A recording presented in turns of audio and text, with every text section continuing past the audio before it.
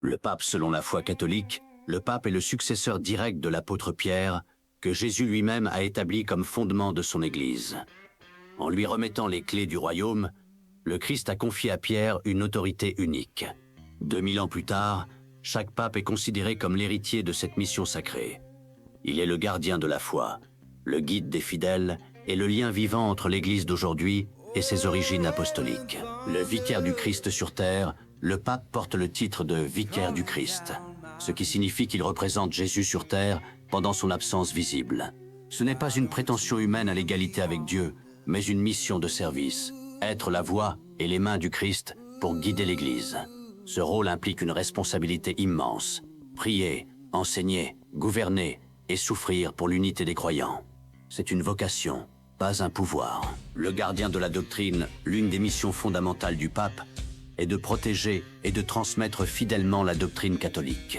Face aux erreurs, aux hérésies ou aux nouvelles questions morales et théologiques, c'est lui qui a le dernier mot pour définir ce que l'Église croit officiellement.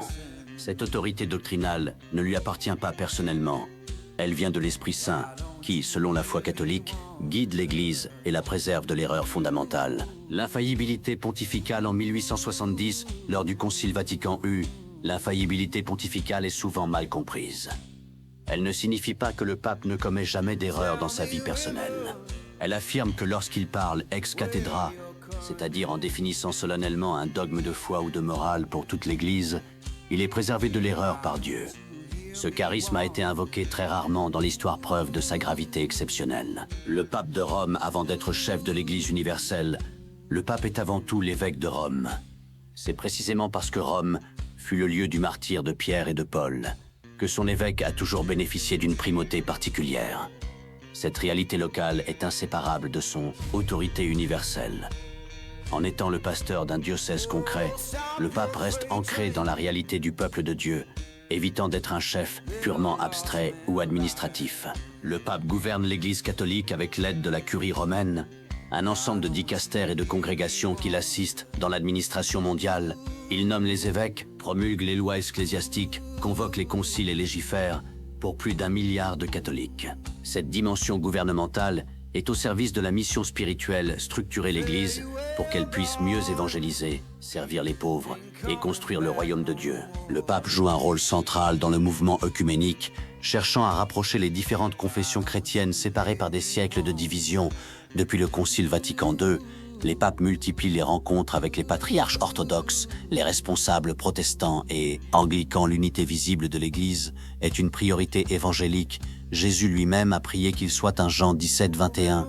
Le pape est appelé à être un artisan de cette unité réconciliée. Le titre le plus ancien et le plus humble du pape est Servus Servorum Dei, serviteur des serviteurs de Dieu. Ce titre, utilisé depuis Saint Grégoire le Grand au vieux siècle, rappelle que le pouvoir pontifical n'est pas une domination, mais un service. Le pape est au service des évêques. Les évêques sont au service des prêtres, et les prêtres sont au service du peuple. Cette vision du pouvoir comme service renversé est au cœur de l'Évangile et de l'ecclésiologie catholique. Le pape est le premier évangélisateur de l'Église. Par ses encycliques, ses voyages apostoliques et ses catéchèses, il porte la bonne nouvelle aux 4 coins du monde. Les voyages pontificaux sont devenus de puissants moments de témoignage. Des millions de personnes voient en lui le visage de l'Église en marche. Chaque pape imprime sa spiritualité propre à cette mission, certains par l'intellectuel, d'autres par le dialogue social, tous par la prière et le témoignage de vie. Le pape est élu par le collège des cardinaux réunis en conclave. Une procédure entourée de secrets et de prières. Le mot conclave vient du latin cum clave, sous clé. Les cardinaux s'isolent dans la chapelle Sixtine et votent jusqu'à ce qu'un candidat obtienne les 2/3 des voix. La fumée blanche signale au monde entier qu'un nouveau pape a été choisi. Ce processus unique mêle procédure humaine et discernement spirituel dans la recherche de la volonté de Dieu. Bien que le pape puisse célébrer tous sacrements, il ne les administre pas à tous les fidèles, c'est impossible. Sa mission est de garantir que les sacrements soient célébrés validement et dignement dans toute l'Église.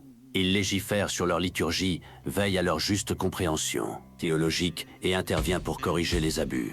En célébrant lui-même l'Eucharistie publiquement, il rappelle que la source de tout ministère est le Christ présent dans les sacrements. Le pape est la voix morale la plus écoutée de la planète.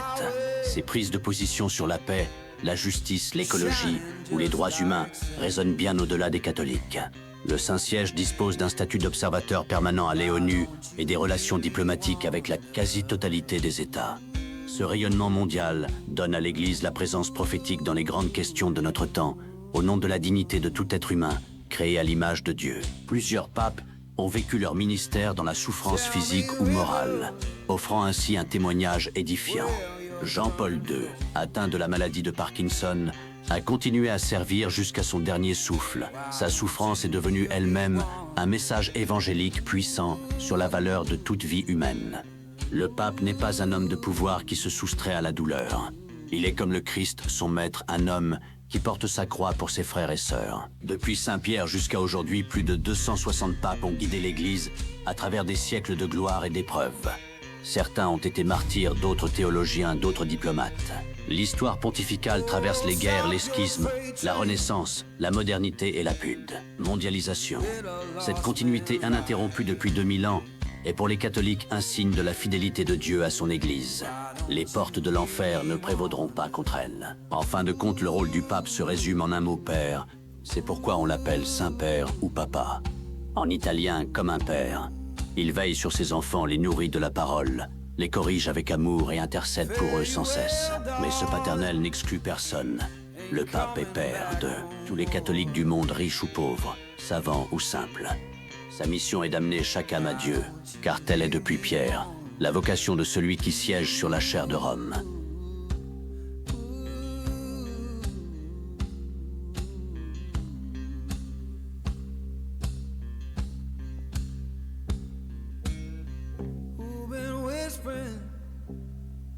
Since I've been gone so long, freedom calls.